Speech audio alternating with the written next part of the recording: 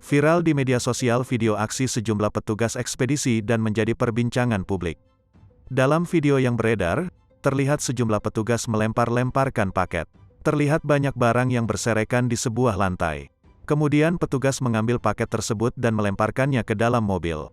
Rekaman berdurasi 1 menit 32 detik itu diunggah akun Instagram @birunyarina pada Rabu, tanggal 29 Desember tahun 2021, malam. Berdasarkan keterangan unggahan, disebutkan pelayanan ekspedisi tersebut tidaklah amanah. Bagaimana tidak, penjual telah membungkus rapi paket konsumen namun malah asal dilempar. Video ini pun ramai menuai berbagai komentar dari netizen.